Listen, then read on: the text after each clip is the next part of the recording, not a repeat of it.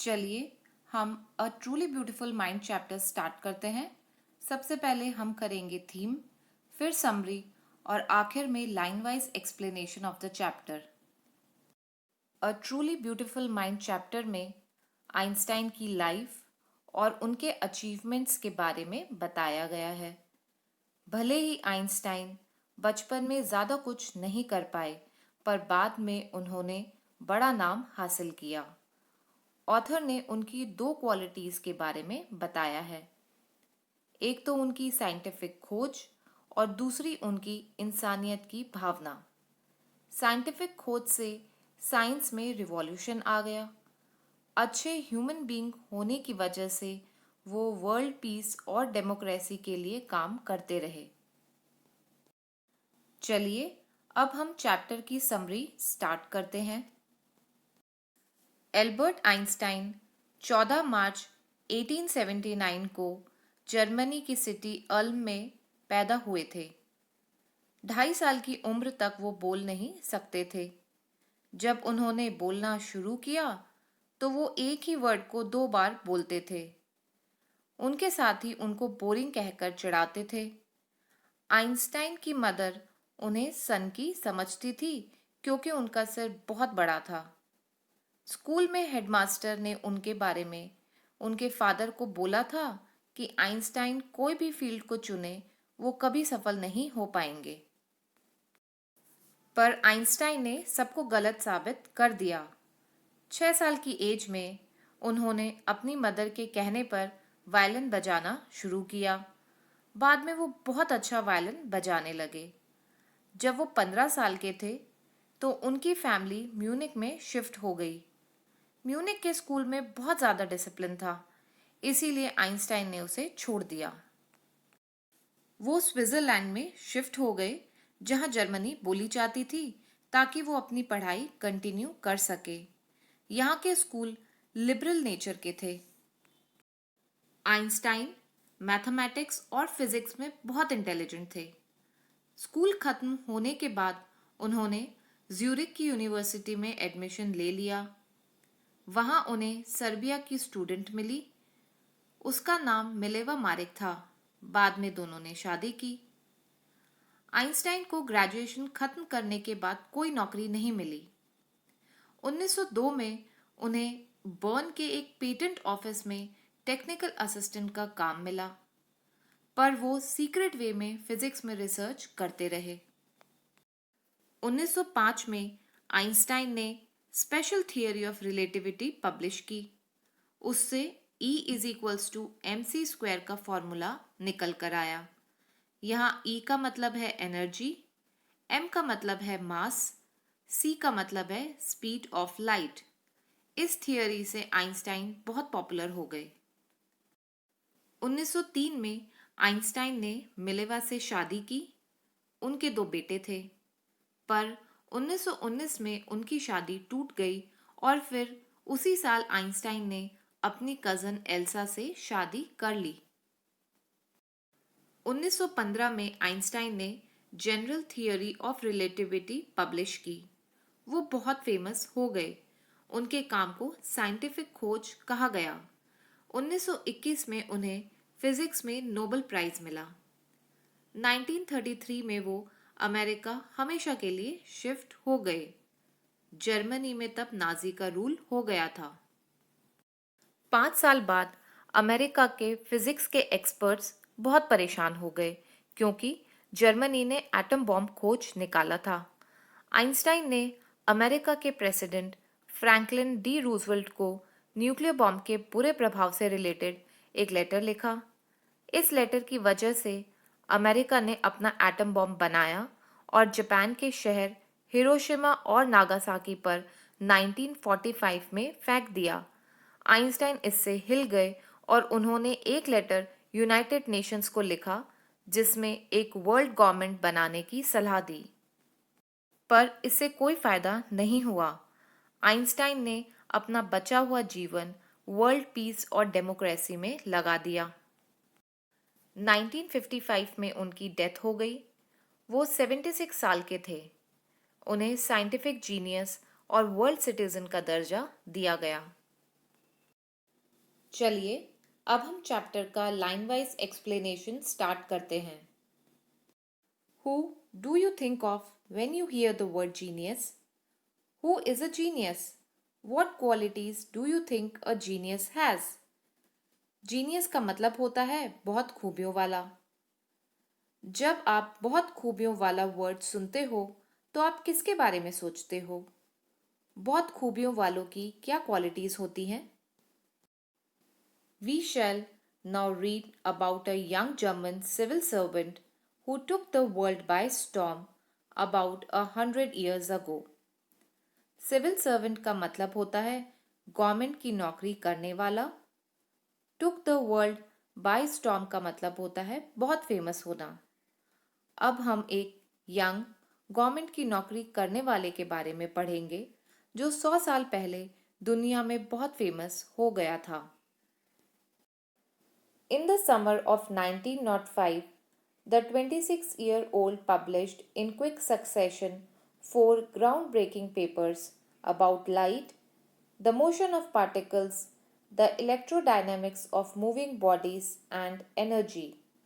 Quick succession का मतलब होता है एक के बाद एक ऑर्डर में। ग्राउंड ब्रेकिंग का मतलब होता है नई खोज। गर्मी का टाइम था, साल था 1905। 26 साल के यंग लड़के ने एक के बाद एक 4 नई खोज की और उसके पेपर्स छपवाए। उसकी खोज थी लाइट यानी कि प्रकाश, मोशन ऑफ पार्टिकल्स यानी पार्टिकल्स का movement, electrodynamics of moving bodies यानी कि मूविंग बॉडीज की बिजली का गति विज्ञान, और एनर्जी यानी कि ऊर्जा। His work took up only a few pages in scientific journals but changed forever our understanding of space, time, and the entire cosmos and transformed the name Einstein into a synonym for genius. Journals का मतलब होता है newspapers, Cosmos का मतलब होता है universe, transformed का मतलब होता है बदलना, सिनोनिम का मतलब होता है सेम मीनिंग। उसके काम साइंटिफिक न्यूज़पेपर्स के कुछ ही पेजेस में छपे पर स्पेस, टाइम और पूरे ब्रह्मांड की हमारी समझ को बिल्कुल बदल दिया और उनके नाम आइंस्टाइन को जीनियस के नाम में बदल दिया। मतलब आइंस्टाइन का दूसरा नाम जीनियस पड़ गया। 50 years after his death, Albert Einstein's genius still reigns. उनकी डेथ को 50 साल हो गए हैं पर एल्बर्ट आइंस्टाइन की काबिलियत अभी तक कायम है। Albert Einstein was born on 14th March 1879 in the German city of Ulm without any indication that he was destined for greatness. Destined का मतलब होता है किस्मत द्वारा लिखा गया। ग्रेटनेस का मतलब होता है महानता। एल्बर्ट आइंस्टाइन का जन्म 14 मार्च 1879 को जर्मनी की सिटी अल्म में हुआ था, पर किसी को पता नहीं था कि किस्मत उन्हें महान बनाना चाहती है। Childhood picture of Einstein. On the contrary, his mother thought Albert was a freak. To her, his head seemed much too large. Contrary का मतलब होता है opposite, freak का मतलब होता है सनकी, पर इसके opposite उसकी मदर सोचती थी कि वो सनकी है और उन्हें उसका सिर बहुत बड़ा लगता था। At the age of 2.5, Einstein still wasn't talking. Einstein ने 2.5 साल की उम्र तक बात नहीं की। When he finally did learn to speak, he uttered everything twice. Uttered का मतलब होता है बोलना, और जब उसने बोलना सीखा तो वो हर चीज को 2 बार बोलता था। Einstein did not know what to do with other children and his playmates called him Brother Boring. Einstein को पता नहीं था कि दूसरे बच्चों के साथ क्या करना है। वो अपने में ही रहता था, किसी भी बच्चे के साथ घुल मिलकर नहीं रहता था और इसीलिए उसके साथ ही उसे ब्रदर बोरिंग बुलाते थे। So, the youngster played by himself much of the time. इसीलिए आइंस्टाइन अकेले में खुद के साथ ही खेलता था. He especially loved mechanical toys. उसे मशीन वाले खिलौने पसंद थे. Looking at his newborn sister Maja, he is said to have said, "Fine, but where are her wheels?" जब उसकी सिस्टर पैदा हुई तो उसने उसे देखा. उसकी सिस्टर का नाम माजा था. वो बोला कि इसके व्हील्स कहाँ हैं, मतलब कि इसके पैर कहाँ हैं. आइंस्टाइन सारा टाइम मशीन वाले टॉय से खेलता था. उन सब में व्हील्स होते थे. उसे माजा भी एक छोटी सी टॉय लगी और इसीलिए उसने सोचा कि उसके भी व्हील्स होंगे. ये माजा आइंस्टाइन की पिक्चर है. A headmaster once told his father that what Einstein chose as a profession wouldn't matter because he will never make a success at anything. एक बार आइंस्टाइन के स्कूल के हेडमास्टर ने उसके फादर को बोला कि आइंस्टाइन कोई भी फील्ड को चुने वो कभी भी सफल नहीं हो पाएगा. Einstein began learning to play the violin at the age of 6 because his mother wanted him to. He later became a gifted amateur violinist, maintaining this skill throughout his life. Gifted का मतलब होता है talent वाला, amateur का मतलब होता है शौकीन, वायलिनिस्ट का मतलब होता है वायलिन बजाने वाला. आइंस्टाइन ने 6 साल की एज में वायलिन बजाना सीखना शुरू कर दिया क्योंकि उसकी मदर ऐसा चाहती थी. बाद में वो एक बहुत ही टैलेंटेड वायलिन बजाने वाला बना. वो अपने शौक के लिए वायलिन बजाता था, ना कि कमाने के लिए. वो बाद में भी अपने जीवन में वायलिन बजाता रहा. इसे वायलिन कहते हैं. But Albert Einstein was not a bad प्यूपिल. प्यूपिल का मतलब होता है स्टूडेंट. एल्बर्ट आइंस्टाइन एक अच्छा स्टूडेंट था. He went to high school in Munich, where Einstein's family had moved when he was 15 months old and scored good marks in almost every subject. वो Munich में high school में गया. उसकी family earn से Munich चली गई थी जब वो 15 महीने का था. उसके हर सब्जेक्ट में अच्छे मार्क्स आए. Einstein hated the school's regimentation and often clashed with his teachers. Regimentation का मतलब होता है डिसिप्लिन, पर आइंस्टाइन को स्कूल का स्ट्रिक्ट डिसिप्लिन पसंद नहीं था. वो अधिकतर अपने टीचर्स से बहस करता था. At the age of 15, Einstein felt so stifled there that he left the school for good. स्टिफल्ड का मतलब होता है दम घुटना. आइंस्टाइन जब 15 साल का था तब वो हमेशा के लिए स्कूल छोड़कर चला गया क्योंकि स्ट्रिक्ट डिसिप्लिन से उसका दम घुटने लगा था. The previous year, Albert's parents had moved to Milan and left their son with relatives. Einstein के स्कूल छोड़ने के एक साल पहले उसके पेरेंट्स मिलान में शिफ्ट हो गए थे. वो आइंस्टाइन को म्यूनिक में अपने रिलेटिव्स के यहाँ छोड़कर गए थे.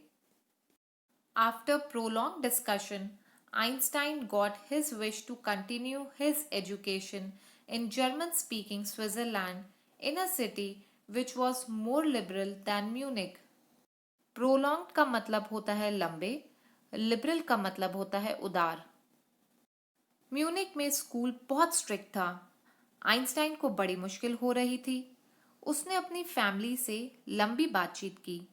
वो अपनी पढ़ाई स्विट्जरलैंड के स्कूल में करना चाहता था जहां जर्मन बोली जाती थी. स्विट्जरलैंड एक ऐसा शहर था जहां म्यूनिक जैसा स्ट्रिक्ट डिसिप्लिन नहीं था. वहां के स्कूल थोड़े लिबरल नेचर यानी कि उदार स्वभाव के थे.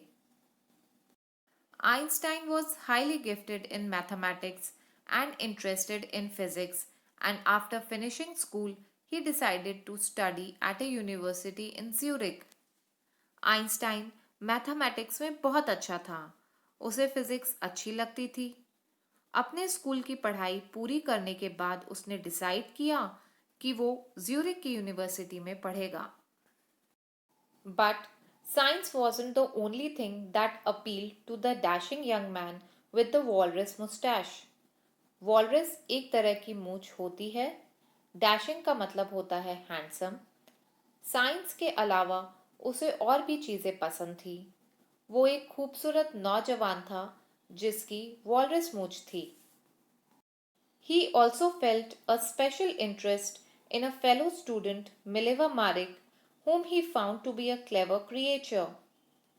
मिलेवा मारिक आइंस्टाइन के साथ पढ़ती थी और वो उसे पसंद करता था। वो उसे एक होशियार लड़की समझता था। ये मिलेवा मारिक की पिक्चर है। This young Serb had come to Switzerland because the university in Zurich was one of the few in Europe where women could get degrees. SERB Serbia से बिलोंग करने वालों को कहते हैं। मिलेवा भी ज्यूरिक की यूनिवर्सिटी में पढ़ने आई थी। वो सर्बिया से थी। वो स्विट्जरलैंड में इसलिए पढ़ने आई थी क्योंकि इस यूनिवर्सिटी में उसे डिग्री मिल सकती थी। यूरोप की बहुत कम यूनिवर्सिटीज फीमेल स्टूडेंट्स को डिग्री देती थी। ज्यूरिक यूनिवर्सिटी भी उन्हीं में से एक थी। Einstein saw in her an ally against the Philistines, those people in his family and at the university with whom he was constantly at odds. Ally का मतलब होता है फ्रेंड। फिलिस्टीन्स वो लोग थे जिन्हें आर्ट, लिटरेचर और म्यूजिक पसंद नहीं था। एट ऑड्स का मतलब होता है किसी के खिलाफ होना। आइंस्टाइन आर्ट, लिटरेचर और म्यूजिक को पसंद करता था और मिलेवा भी पसंद करती थी। इसीलिए आइंस्टाइन उसे फ्रेंड मानता था क्योंकि दोनों का इंटरेस्ट सेम था। फिलिस्तीन वो लोग थे जो आर्ट, लिटरेचर और म्यूजिक को अच्छा नहीं मानते थे। चाहे वो लोग आइंस्टाइन की फैमिली के हो या यूनिवर्सिटी के, आइंस्टाइन उनके खिलाफ ही रहता था। मिलेवा भी फिलिस्तीन्स के अगेंस्ट ही थी, इसीलिए आइंस्टाइन उसे अपना दोस्त मानता था। The couple fell in love. Einstein और मिलेवा एक दूसरे को प्यार करने लगे। Letters survive in which they put their affection into words, mixing science with tenderness. वो एक दूसरे को लव लेटर्स लिखने लगे जिसमें वो अपनी फीलिंग्स को लिखकर भेजने लगे। वो ऐसे लेटर्स लिखने लगे जिसमें साइंस और उनकी फीलिंग्स मिक्स थी। Wrote Einstein, "How happy and proud I shall be when we both have brought our work on relativity to a victorious conclusion." Victorious का मतलब होता है सफलता के साथ, conclusion का मतलब होता है पूरा करना। आइंस्टाइन ने लिखा, मैं कितना खुश और प्राउड फील करूंगा जब हम दोनों इस थियरी ऑफ रिलेटिविटी के काम को सफलता के साथ पूरा कर पाएंगे। In 1900, at the age of 21, Albert Einstein was a university graduate and unemployed. 1900 में एल्बर्ट आइंस्टाइन 21 साल के हो गए थे। उन्होंने यूनिवर्सिटी से अपनी ग्रेजुएशन पूरी कर ली थी, पर उनके पास पैसा कमाने के लिए कोई भी काम नहीं था। He worked as a teaching assistant, gave private lessons, and finally secured a job in 1902 as a technical expert in the patent office in Bern. Assistant का मतलब होता है सहायक या सहायता करना।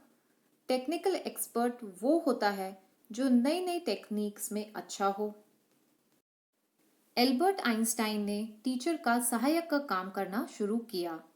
उन्होंने प्राइवेट लेसन्स भी देने शुरू किए, यानी कि उन्होंने स्कूल के बाद बच्चों को अलग से पढ़ाना शुरू कर दिया।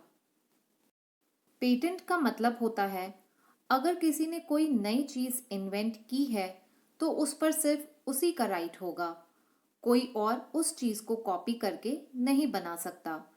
इससे रिलेटेड डॉक्यूमेंट पेटेंट कहलाता है। पेटेंट बनाने के बाद इन्वेंशन पर सिर्फ इन्वेंट करने वाले का ही राइट होता है और फिर उन्हें 1902 में टेक्निकल एक्सपर्ट की जॉब मिल गई। वो बर्न के पेटेंट ऑफिस में काम करने लगे। बर्न जर्मनी का एक शहर है। While he was supposed to be assessing other people's inventions, Einstein was actually developing his own ideas in secret. Assessing का मतलब होता है दूसरे के काम को परखना। आइंस्टाइन वहाँ दूसरे लोगों के इन्वेंशंस को परखने का काम करता था, पर वो सीक्रेट वे में अपने खुद के आइडियाज को डेवलप कर रहा था, यानी कि बना रहा था।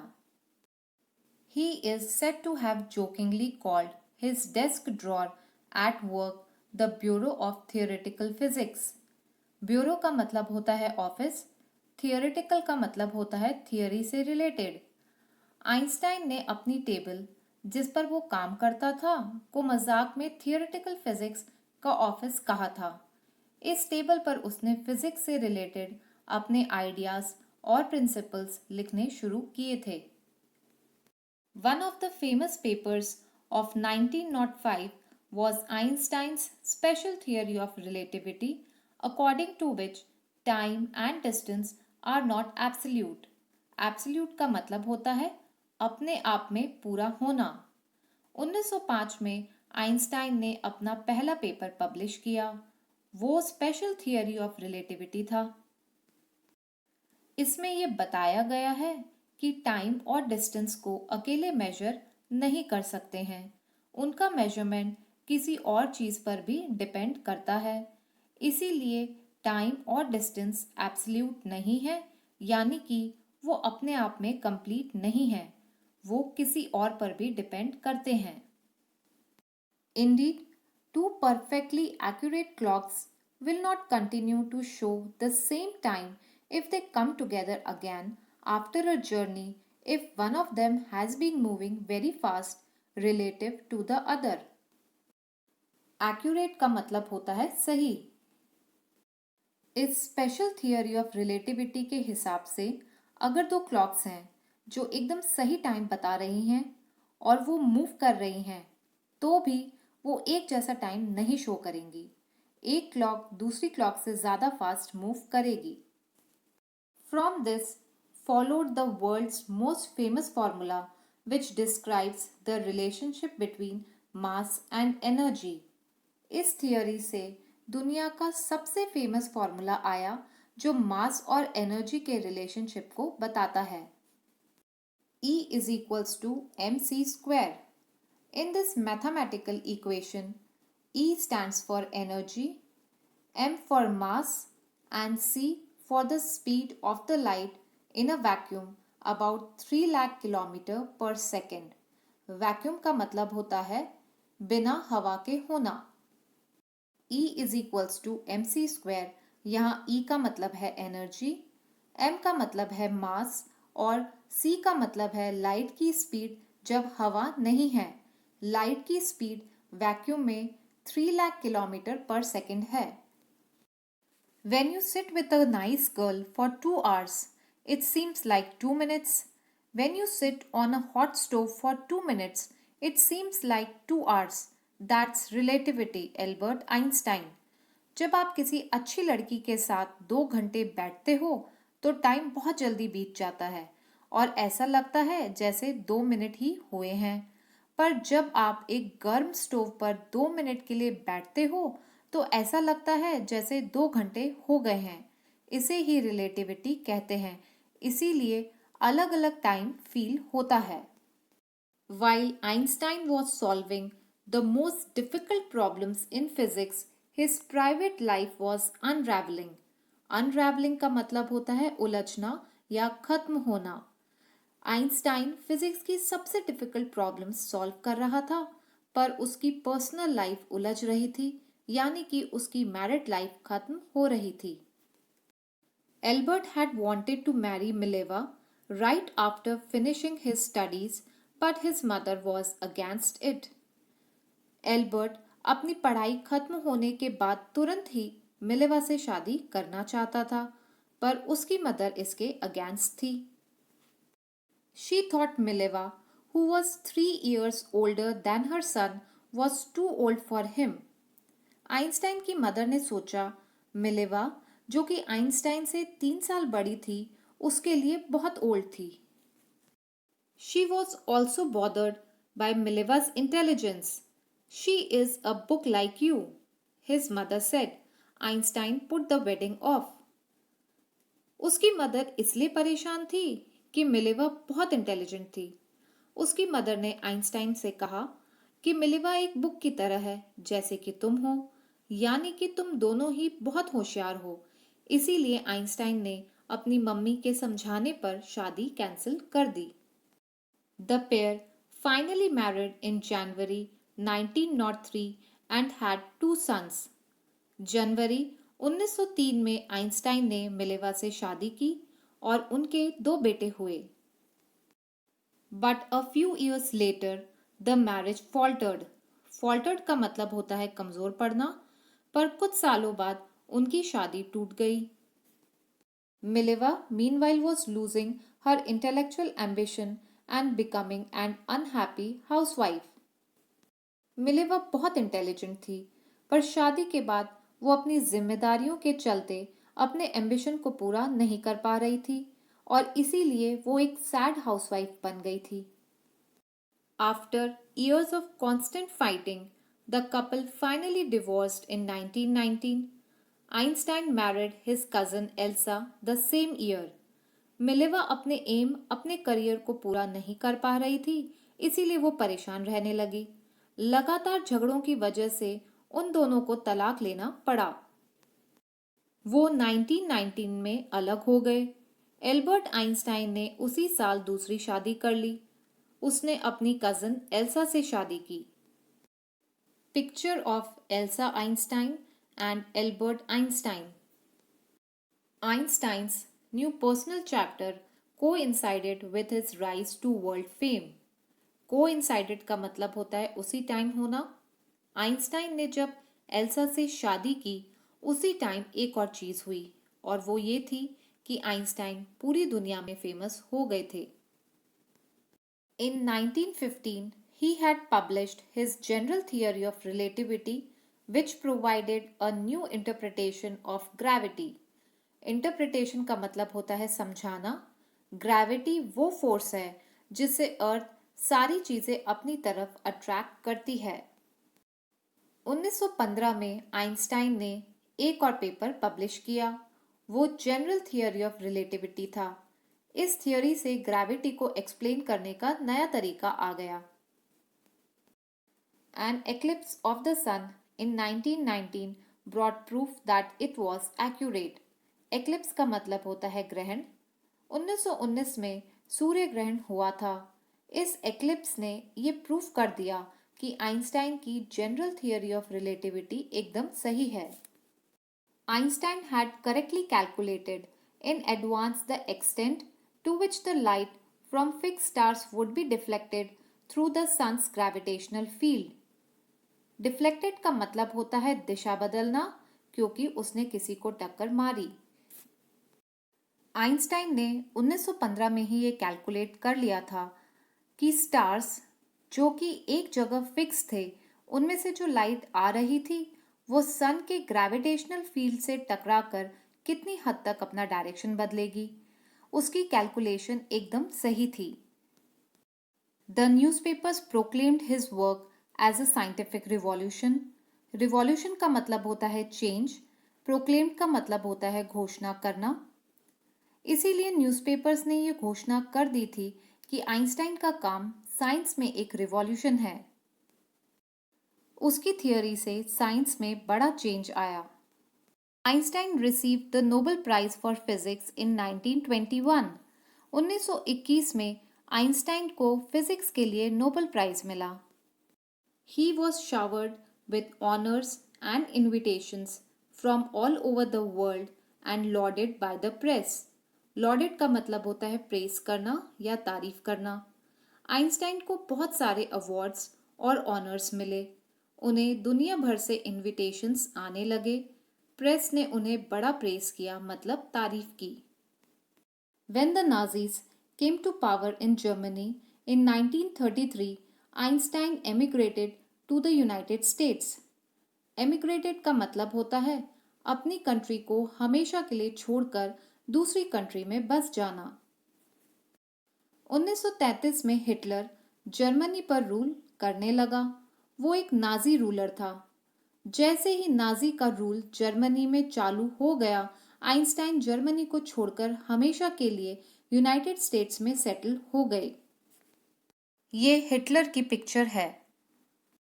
5 years later, the discovery of nuclear fission in Berlin had American physicists in an uproar. Nuclear fission का मतलब होता है एटॉमिक ब्लास्ट या परमाणु विस्फोट। फिजिसिस्ट का मतलब होता है फिजिक्स के एक्सपर्ट। इन एन अप्रोर का मतलब होता है बहुत परेशान होना। जर्मनी ने 5 साल बाद परमाणु विस्फोट करना खोज निकाला।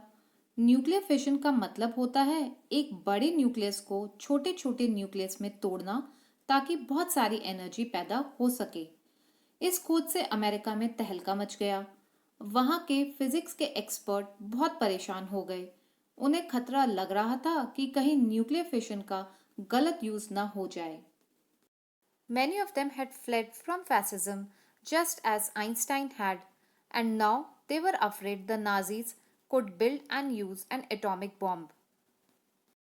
बहुत सारे साइंटिस्ट जर्मनी को छोड़कर भाग गए थे जब इटली में फैसिज्म का रूल था। मुसोलिनी इटली में रूल करता था। वो फैसिज्म का लीडर था। अब सारे साइंटिस्ट नाजी से डर रहे थे कि कहीं वो एटॉमिक बॉम्ब बनाकर गलत यूज ना करे। At the urging of a colleague, Einstein wrote a letter to the American President Franklin D. Roosevelt on 2nd August 1939 in which he warned।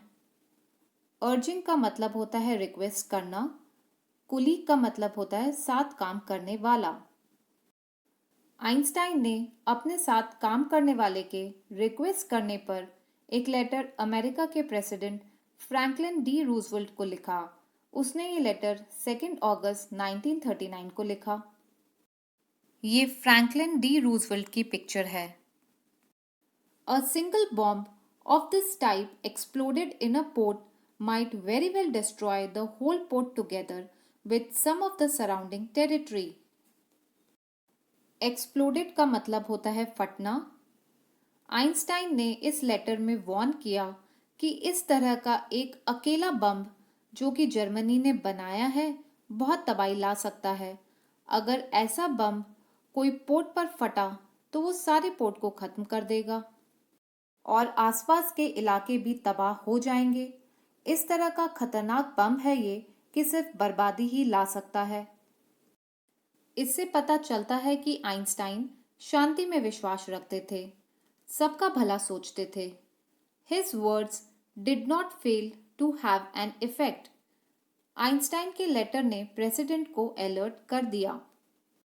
The Americans developed the atomic bomb in a secret project of their own and dropped it on the Japanese cities of Hiroshima and Nagasaki in August 1945. America के scientist ने atomic bomb को बनाया। ये उनका एक secret project था। उन्होंने इस बात को सबसे छिपाया। बॉम्ब को बनाने के बाद जापान के 2 शहर हिरोशिमा और नागासाकी पर ब्लास्ट कर दिया, यानी कि उन पर फेंक दिया। ये अगस्त 1945 में हुआ। जर्मन ने तो सिर्फ बॉम्ब बनाए थे, पर अमेरिका ने बॉम्ब बनाए भी और यूज भी किए। हिरोशिमा का शहर एटॉमिक ब्लास्ट के बाद, नागासाकी का शहर एटॉमिक ब्लास्ट के बाद। Einstein was deeply shaken by the extent of the destruction. Destruction का मतलब होता है विनाश या बर्बादी। इस हद तक विनाश हुआ कि आइंस्टाइन एकदम हिल गए। This time he wrote a public missive to the United Nations. Missive का मतलब होता है वो लेटर जो कि बड़ा और डिफिकल्ट हो। इस बार आइंस्टाइन ने एक बड़ा और डिफिकल्ट लेटर यूनाइटेड नेशंस को लिखा। In it he proposed the formation of a world government. इस लेटर में उन्होंने वर्ल्ड की गवर्नमेंट को बनाने की सलाह दी। Unlike the letter to Roosevelt, this one made no impact. पर इस लेटर का कोई असर नहीं हुआ। जबकि उनका वो लेटर जो कि उन्होंने रूजवेल्ट को लिखा था उसका तो बड़ा असर हुआ था। पर इस लेटर का कोई फायदा नहीं हुआ। But over the next decade, Einstein got ever more involved in politics. Decade का मतलब होता है 10 साल का समय। अगले 10 साल तक आइंस्टाइन पॉलिटिक्स में बहुत ज़्यादा इन्वॉल्व हो गए, agitating for an end to the arms buildup and using his popularity to campaign for peace and democracy. Agitating का मतलब होता है आंदोलन करना, कैंपेन का मतलब होता है मूवमेंट। आइंस्टाइन वर्ल्ड पीस चाहते थे। उन्होंने आर्म्स और वेपन्स के बनने और यूज करने को खत्म करने के लिए आंदोलन किए। उन्होंने अपने फेमस होने का सारा फायदा दुनिया की शांति के लिए लगा दिया। उन्होंने डेमोक्रेसी और पीस के लिए कई मूवमेंट्स करे। When Einstein died in 1955 at the age of 76, 1955 में आइंस्टाइन की डेथ हो गई। वो 76 साल के थे। He was celebrated as a visionary and world citizen as much as a scientific genius. Visionary का मतलब होता है वो आदमी जो फ्यूचर के बारे में एक इंटेलिजेंट तरीके से सोच सकता है। उन्हें एक ऐसे इंसान के रूप में मनाया जाने लगा जो फ्यूचर के बारे में एक इंटेलिजेंट तरीके से सोच सकता है। उन्हें वर्ल्ड सिटीजन भी मानते हैं क्योंकि वो वर्ल्ड पीस चाहते थे, और वो साइंटिफिक जीनियस तो थे ही, इसमें कोई शक नहीं है।